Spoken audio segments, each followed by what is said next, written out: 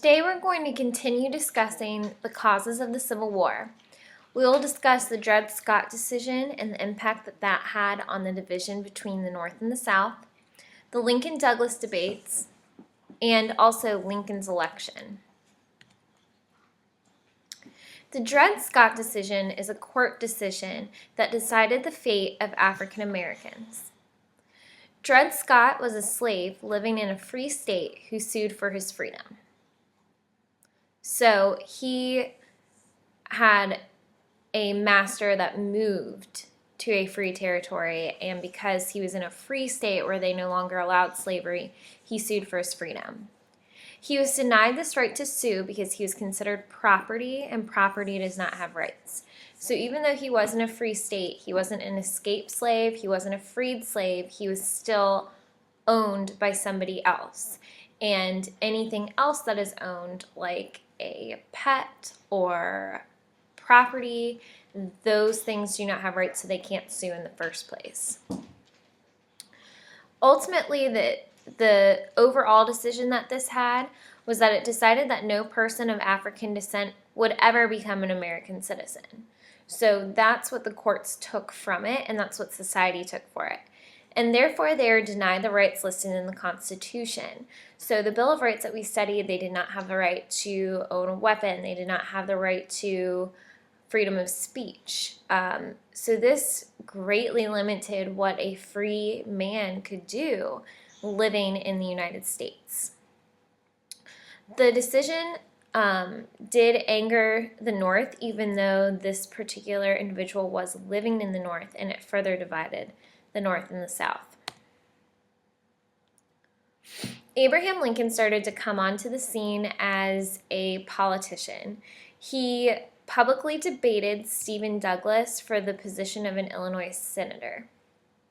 This is one of the first times where you started to see politicians publicly debating.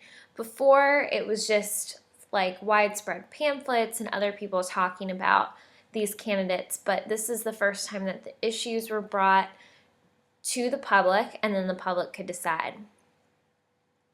At this point in time, the Republican Party was very divided, and Lincoln opposed slavery, and Douglas was pro-popular sovereignty. And popular sovereignty is basically the rights of the people to vote on decisions.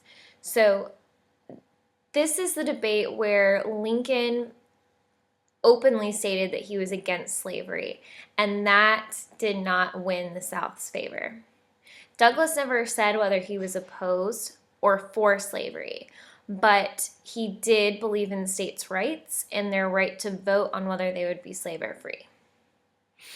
Although Douglas ended up winning this election as senator, Lincoln was not forgotten for standing up for his beliefs in a time where that was uncommon. Lincoln is famous for saying, "A house divided against itself cannot stand. I do not believe this government can endure permanently half slave or half free." And this statement basically summed up Lincoln's overall belief that although he did disagree with slavery, he also believed that the Union itself was the most important, so keeping both sides of the country together. The election of 1860 is one in which Lincoln ran for president. He was a Republican candidate, and he ran against a divided Democratic Party. The Democratic Party and Democratic supporters mostly belonged in the South at this point in time. Basically, the Democrats divided them into North and South. So we had a strong Southern presence, but they're also divided into the North. And they're divided into pro-union and pro-state. Anytime that you divide a political party, you're going to divide the vote. So basically, it just put Democrats against themselves, opening up the election to Lincoln. So he ended up winning. After Lincoln was elected, the South felt like it didn't have a voice, that Lincoln was going to change everything that they knew, and that due to the Lincoln-Douglas debates, that slavery would be limited. And they thought that their right to popular sovereignty, what Douglas wanted, would be taken away. For that reason, South Carolina decides to leave the United States by seceding or breaking away. 6 other southern states continue to follow. This was the major action that led to the start of the Civil War. These states created what was called the Confederate States of America, forming their own form of government under leader President Jefferson Davis. So this is where the South gets their name, the Confederates, and then the rest of the states that remained in the Union were the Union.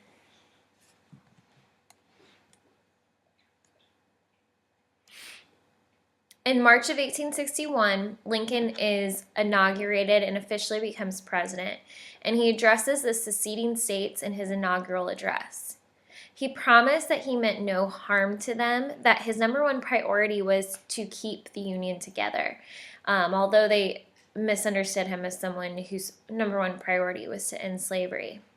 But he also warned them that this course may lead to violence or war. He didn't think that a country that was divided could stand, like a house divided cannot stand, without going to war with each other. The states rejected his friendship. They thought it was just a ploy to look good as president, but they did not find it sincere. So the division remained. A short time later, we're going to have the first attack of the Civil War at Fort Sumter, which we'll pick up with in our next set of notes.